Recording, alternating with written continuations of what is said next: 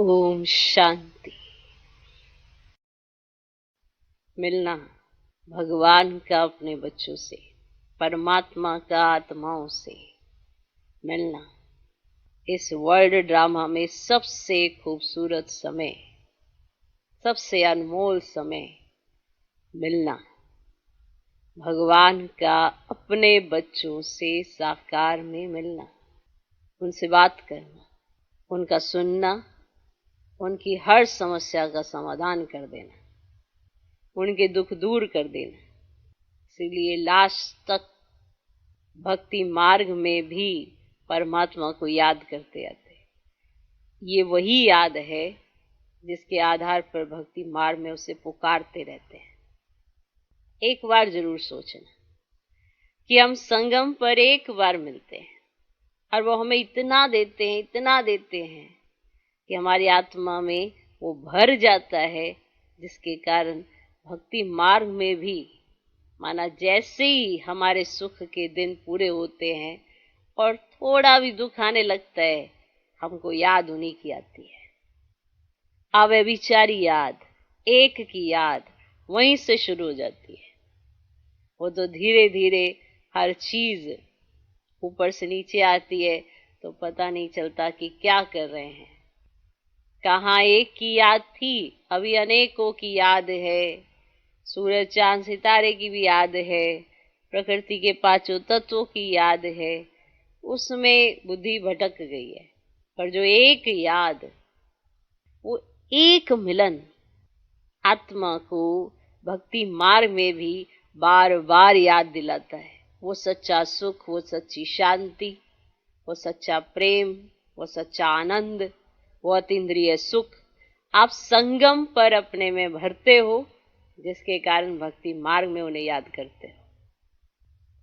संगम पर आत्मा ने वो टेस्ट लिया है, जिसके कारण भक्ति मार्ग में भक्ति करते उसी टेस्ट के पीछे आत्मा फिर से आती है।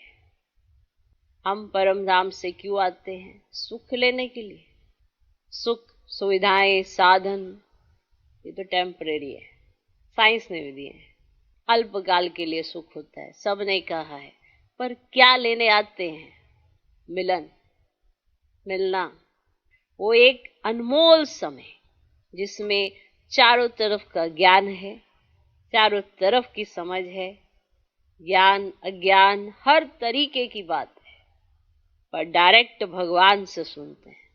वो सुनना, उनका हमारा टीचर बनना, हमारा स्टूडेंट बनना, हमारा बच्चा बनना, उनका पिता बनना, उनका माता बनना, उनका बंधु सखा माशूक बनना, हमारा आशिक बनना, उनका साजन बनना, हमारा सजनी बनना। माना कैसे परमात्मा हमारे साथ सर्व संबंध निभाते हैं एक छोटे से समय में। और ये वो छोटा सा समय है, या तो हम इस समय को बहुत अच्छे से जी सकते हैं, निभा सकते हैं, मिलन मना सकते हैं, या व्यर्थ में जा सकते हैं। दोनों चॉइस हर एक आत्मा के अपने हाथ में है कि वो किस तरफ जाती है, मिलन में या दुखी होने में, व्यर्थ की बातों में, इधर में उधर में। हर एक आत्मा अपने आप चूज करती है। इससे पीछे भी बाबा ने कहा, आत्मा अपना मित्र अपना शत्रु स्वयं है। भगवान तो एक रस सबको देता ही है, पर स्वीकार करने में हर एक नंबर 1 है। बनाना भगवान हर एक आत्मा को नंबर 1 ही चाहता है ना। किस लिए? क्योंकि उनकी पढ़ाई ही नंबर 1 बनने की है, पर सब फिर भी नंबर 1 बनते हैं।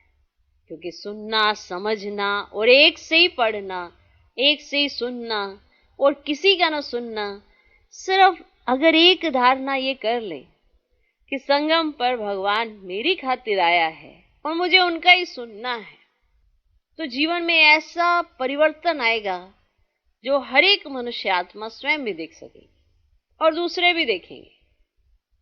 एक का सुनना, एक से बात करना, एक का कहना मानना, एक का कहना मानना भी अगर आ गया ना, तो बहुत बड़ा परिवर्तन आ सकता है। एक ही बुद्धि है, उसमें क्या धारण करते हैं? बाप की बात या व्यर्थ की बात, ये भी चॉइस हर एक की अपनी अपनी। क्या लेना है क्या नहीं लेना है, ये भी हर एक अपने आप ही तय करता है। भगवान सबको श्रेष्ठ से श्रेष्ठ ही देना चाहता है, फिर भी नंबरवार क्यों? क्योंकि जब भगवान आता है ना, तो कोई तो मिलन मनाता है, कोई भगवान की सुनता तक नहीं है। और यही वो समय है जब भगवान आता है। यही एक छोटा सा पुरुषोत्तम संगम युग मिला है, जहां मिलन होता है, जहां मिलना होता है, जहां सुनना होता है, जहां कहना होता है, और जहां हमारा स्टूडेंट बनना होता है, हमारा बच्चा बनना होता है। ये सारे रोल सिर्फ और सिर्फ संगम युग पर मिलते हैं। आप बजाते हैं, नहीं बजाते, कौन कितना ज्ञान को समझता है, कौन कितना याद में रहता है, कौन कितनी धारणा करता है, कितना भगवान का कहना मानता है, इसमें सब नंबर। पर ये पुरुषोत्तम संगम युग है तो मिलने का ही युग, आत्मा का परमात्मा से मिलने का समय। हम परम धाम जाते हैं पर मिलते नहीं हैं। परम धाम में मिलना नहीं होता। परम धाम में तो बाबा बैठ जाएंगे अपने स्थान पर, आप बैठ जाएंगे अपने स्थान पर, बस। वहां मिलना नहीं हो सकता। मिलना तो संगम युग पर ही होता है, जब आप भी शरीर में और बाप भी पर काया प्रवेश करते हैं, है ना, शरीर में प्रवेश करते हैं और आपसे मिलते हैं, आपकी सुनते हैं, अपनी सुनाते हैं।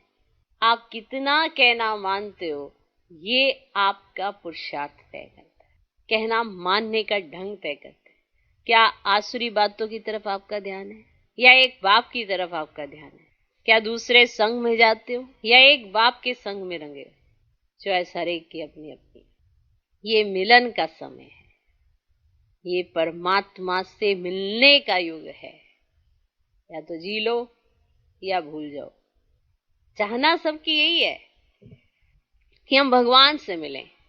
भगवान से मिलने के लिए भगवान का कहना भी मानो ना। भगवान तो आए ही हुए हैं मिलने के लिए। वो कभी किसी को रोकते नहीं, टोकते नहीं, वो तो समझा रहे हैं कि कैसे तुम निरंतर मेरी याद में रह सकते हो। मुश्किल नहीं है, मुश्किल मनुष्य बना देता है, क्योंकि उसको मुश्किल शब्द कहते ही वो जो कर सकता है उसके आगे क्रॉस लग जाता है और वो समझता है ये नहीं हो सकता। जब वही कार्य कोई और कर रहा है, आप नहीं कर पा रहे, तो अंतर समझ जाए ना। कर सकते थे पर नहीं किया, माना ना शब्द तो आपकी चॉइस है। इसीलिए बाबा ने कहा फॉलो ब्रह्मा बाबा। ब्रह्मा बाबा ने करके दिखाया और हमारा करना कितना सहज है, सिर्फ फॉलो ही करना है। अगर मुश्किल होता तो ये भी ना कर पाते। इन्होंने किया, दादियों ने किया, माना हो सकता है, संभव है।